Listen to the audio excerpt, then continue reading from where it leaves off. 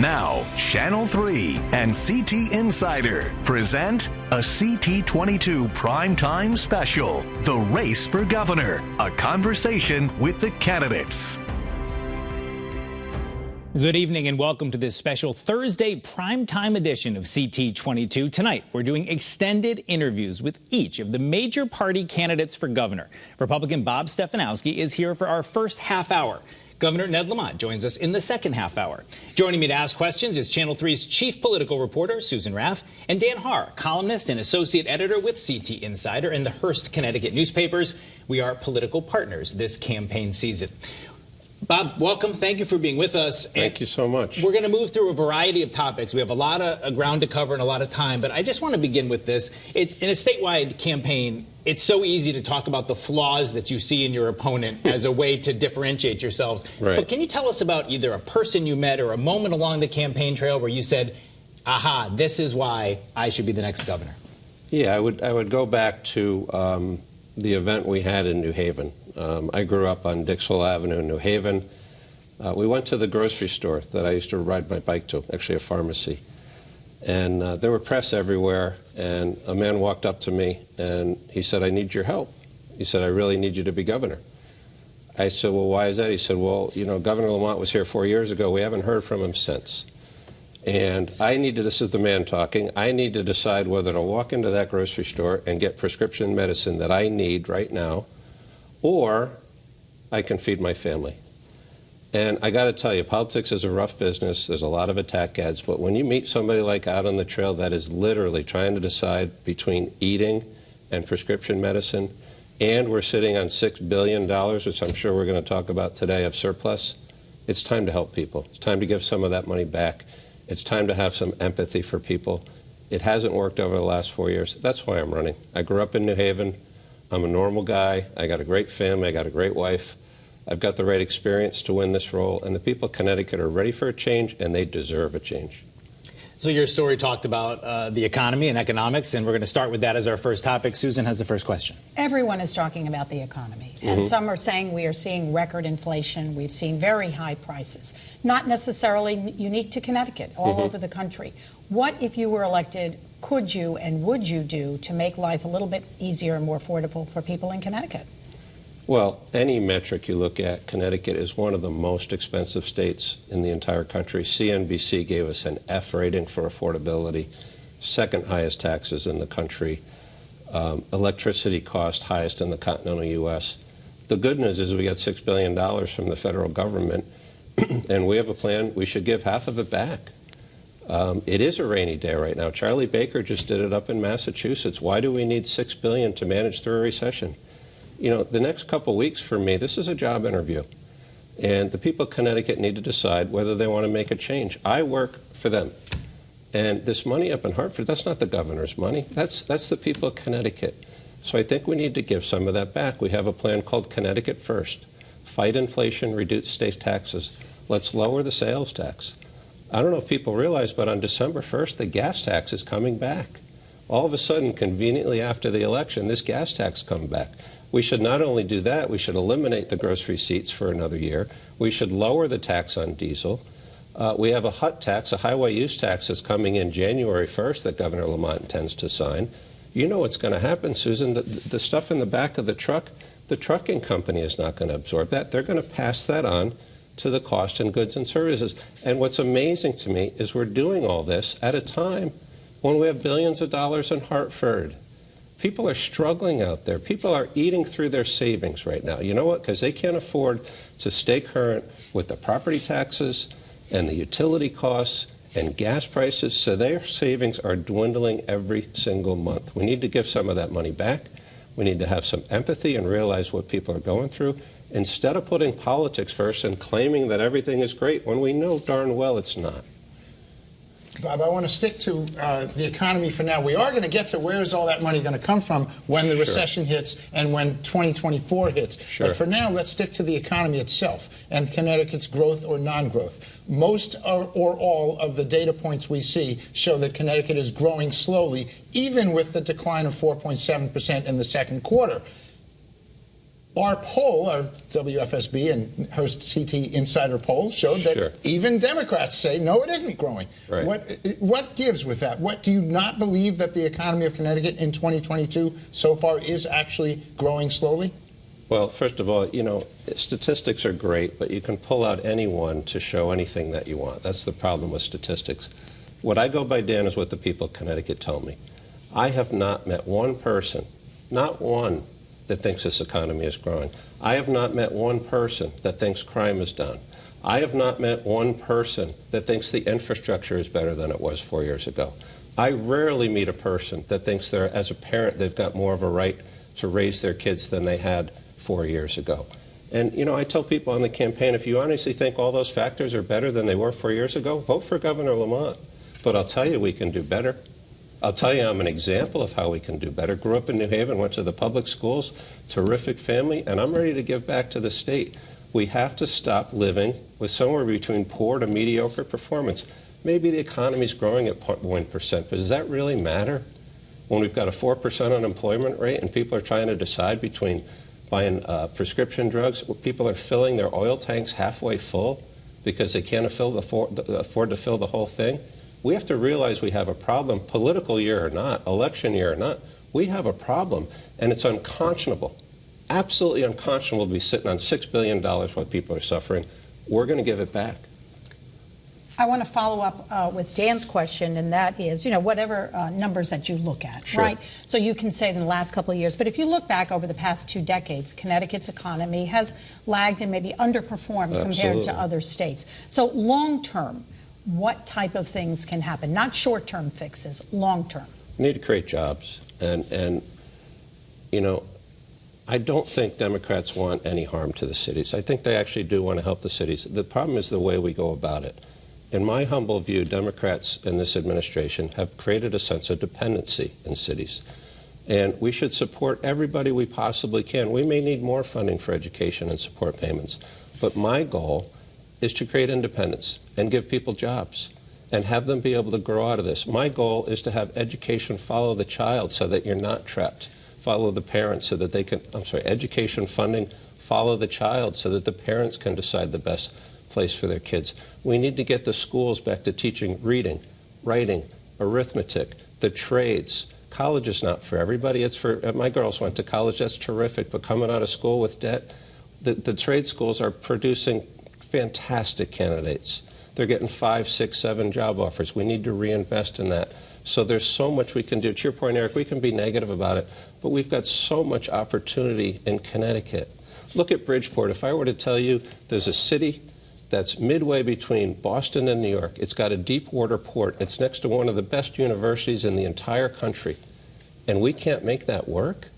This is about leadership, this is about discipline, this is about putting people first, and this is about being honest about where we stand right now.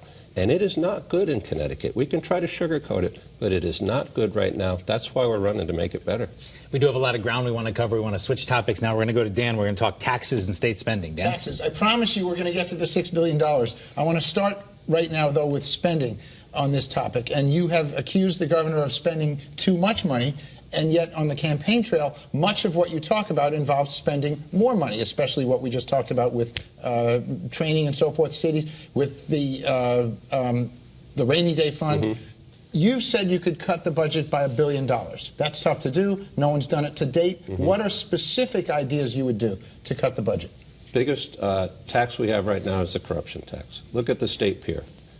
Eversource, Orsted, people in Connecticut get together, they say, we're going to build a pier, it's going to cost $70 million. You know what the current estimate is? $300 million. That's a $230 million cost overrun. You think Orsted picks up any of that? Nope. You think Eversource picks up any of that? Nope.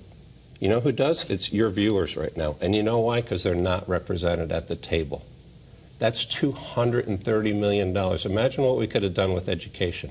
Imagine what we could do to get the cost of health care down. Imagine what we could do to give people tax breaks. Again, I'll use the word unconscionable again. It's unconscionable that we don't stand up for taxpayers in that situation and say, listen, ladies and gentlemen, we have a problem here. We mutually underestimated the cost out of this. We're going to figure it out. But you know what happens, Dan? The taxpayer of Connecticut takes it on the chin every single time. That stops when I'm governor. Of course, if it's Eversource, it'd be a backdoor. We'd pay it that way. Well, that's true, too. They've got a guaranteed rate of return. That's right. That's right. Who in the world do you know, regardless of their performance, that gets a guaranteed rate of return? Every utility in every state. We're going to change that, Dan. We're going to get rid of PURA. We're going to have a real board. We're going to have consumer advocates on that board, and we're going to start representing the taxpayers. Now we're going to talk about the $6 billion Let's go. surplus. Okay.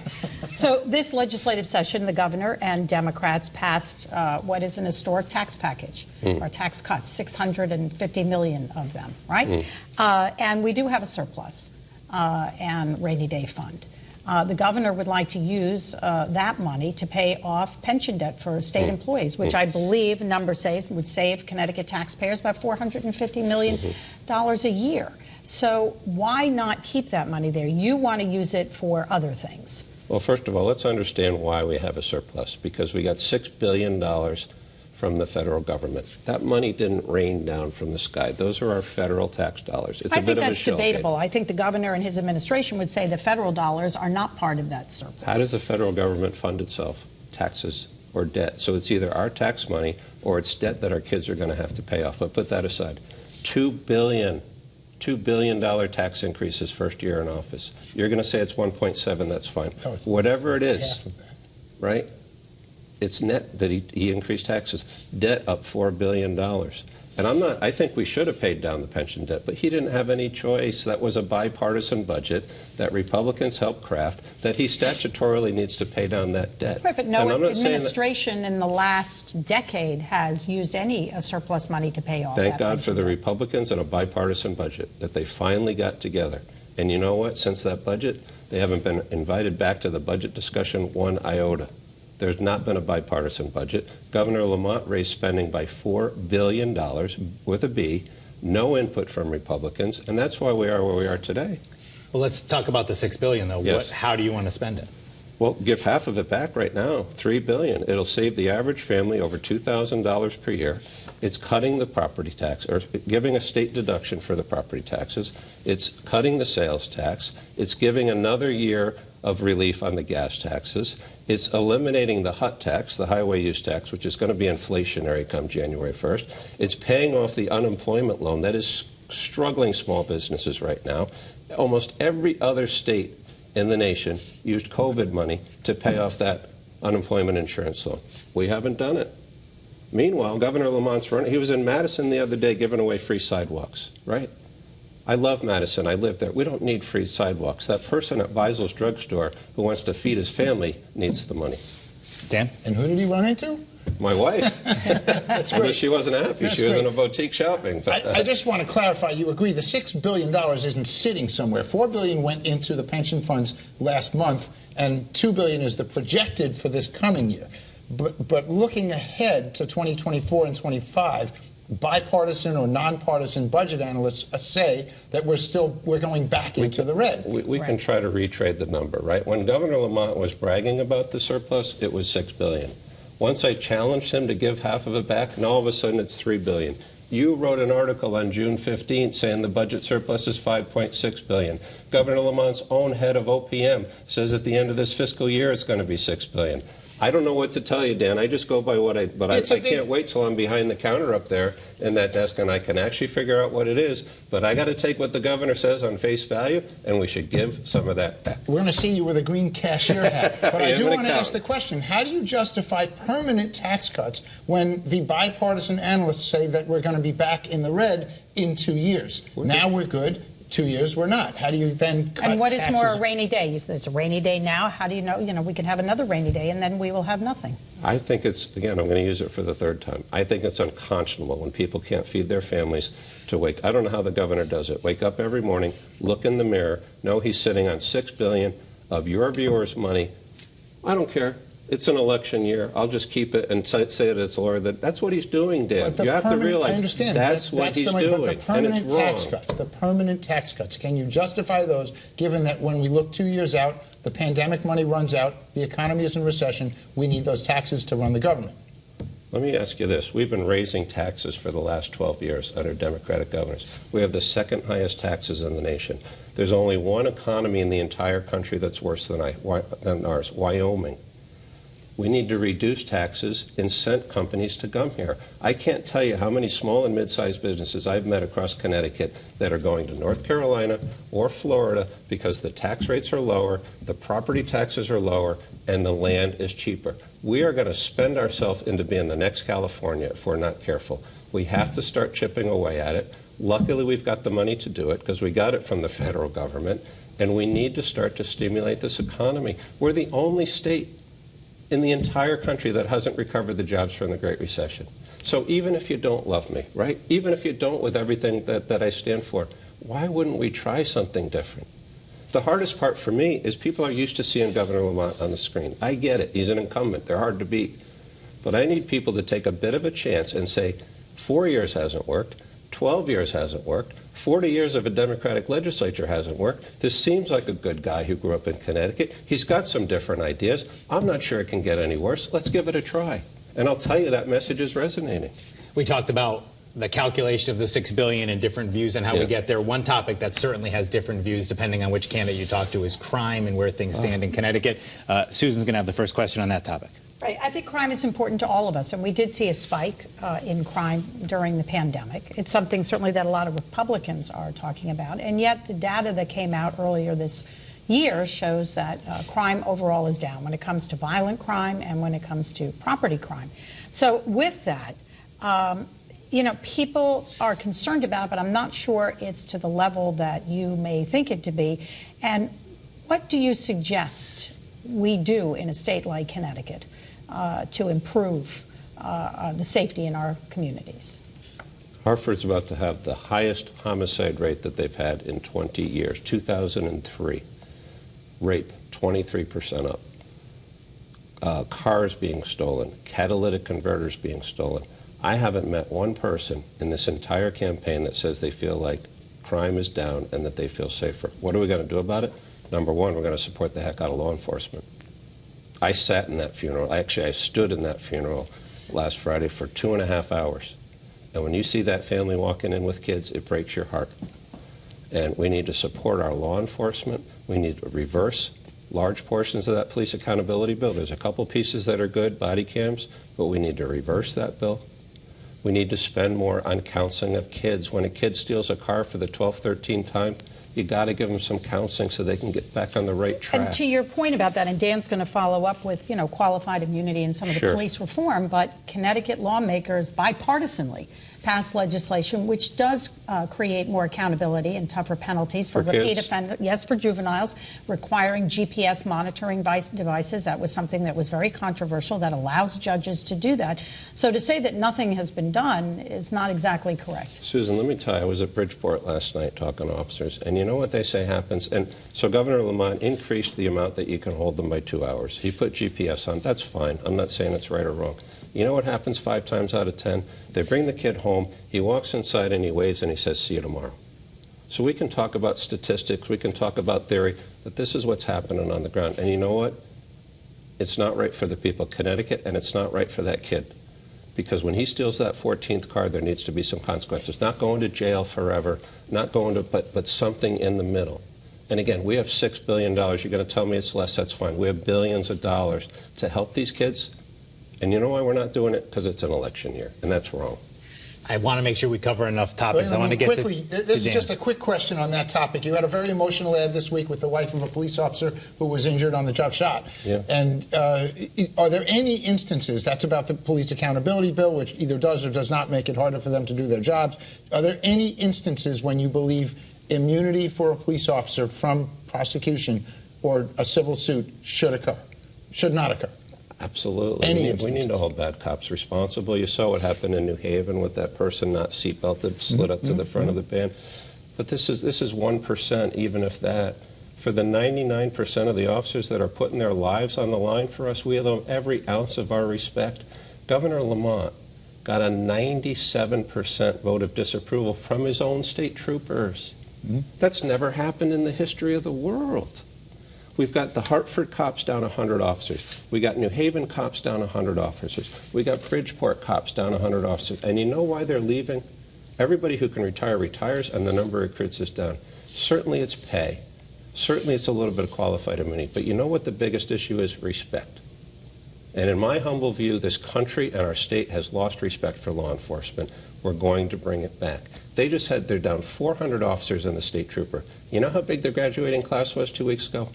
37. It's somewhere between sad and laughable. But not a Connecticut, not unique to Connecticut. All over the country, there's a shortage of law enforcement. Well, in Connecticut, I know it's because of the police accountability bill, because when I talked to them, and it happened to magically start when Governor Lamont passed that bill last year. We need to trust these officers. They're working for us. Dan, to your point, we need to hold bad actors accountable. I am fully for that. But right now, the balance is out of scale. Okay. Turning to our next topic, reproductive rights. Susan, you're first. The overturning of Roe versus Wade will affect millions of women and families across this country, and Connecticut lawmakers codified those rights. You've been on record saying that you would not seek to overturn any of that protection. I want to know, as a person, as Bob Stefanowski, how you feel personally about abortion and your proposal on parental notification, and what that really means. Is it a minor just telling their parents, or is that minor who may have been raped have to go to court and have to tell their story? Okay, so let's compare the positions on abortion. First of all, Governor Lamont should be ashamed of himself. He's been advertising. I've come out millions of times. I don't know how many times I can say it. I support a woman's right to choose. The Connecticut law, Roe v. Wade, is codified in Connecticut state law. It is not going to change. Governor Lamont talks about Connecticut values. He's been lying about that position on TV, putting hundreds of thousands of dollars. He should be embarrassed of himself for lying to the women of Connecticut. That's number one. I do believe in parental notification, with the exception of rape or incest, where you have a judicial alternative or a counseling the person that they can go to.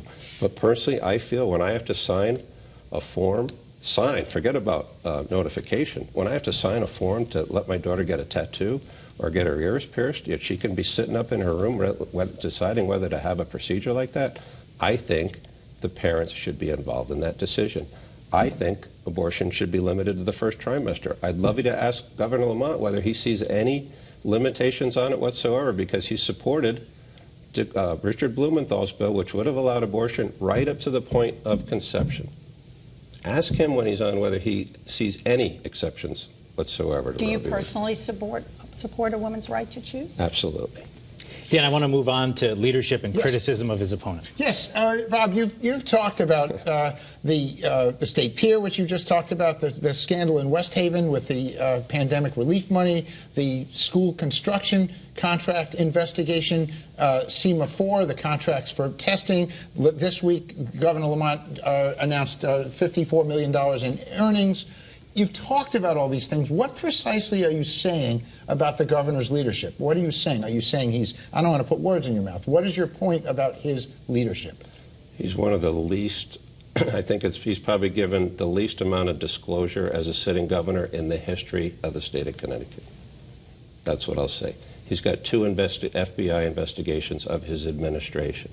When he had emergency authority to do whatever he wanted in the middle of COVID, he gave a $26 million no-bid contract to a company, SEMA 4, owned by his family. When we found out about it in the paper, he said, I'll disclose how much I made and I'll donate it to charity. That was 2 years ago. He released his tax return. He files married filing single. Okay, so it excludes most of the income that's likely being used to fund his campaign. I don't think he's corrupt. I'm not going to say that. He seems like an okay guy. But when you hide that amount of stuff, there's obviously something you're worried about. He's being sued for racial discrimination by his former head of Department of Health Services. There's more scandal surrounding this administration than I've seen for a long time. And then, you know what? You guys have grilled me on my sources of income, right? When is it going to be fair play that somebody asks him, how much did you make on SEMA 4?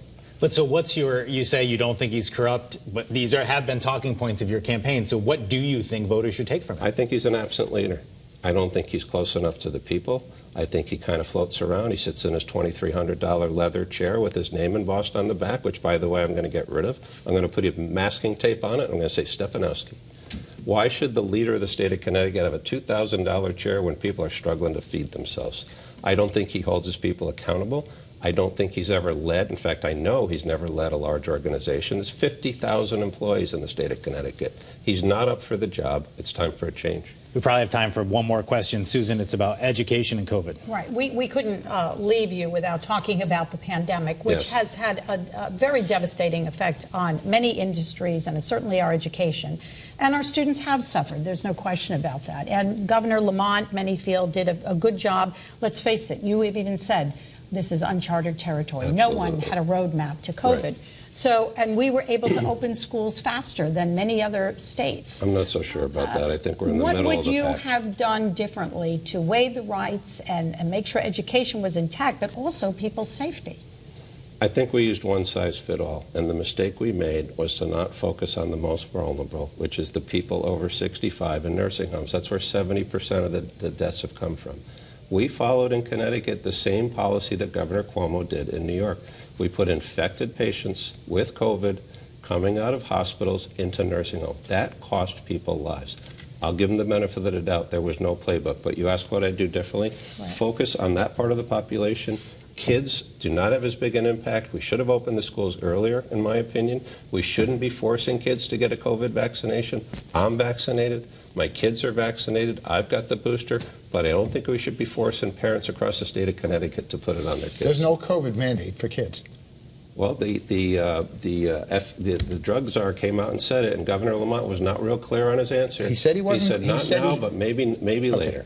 And I said, blanket this verb of the vaccine will not be forced on parents. Ask Governor Lamont. Ask him to give you a yes or no answer. We have about 30 seconds left. Yes. I want you to make your final pitch to voters ahead of Election Day. Again, if you're happy with the state of Connecticut right now, I don't know what to tell you. Vote for Governor Lamont.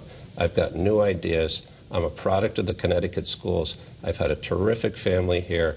And at this point in my life, I want to give back. We've got a plan to fix the state. We've got a plan called SAFE to make it safer for both police and people. We've got a plan to make the economy better, and we have a parental bill of rights on bobforgovernor.com. We're going to give parents back the right to raise their kids. We're going to keep kitchen table issues at the kitchen table, and I look forward to winning and turning this state around. Bob Stefanowski, the Republican for governor. We appreciate you being with us here on this special edition of CT'22. Appreciate it. Coming up next, the man who currently holds the office of governor in Connecticut, Ned Lamont, joins the panel after this brief timeout.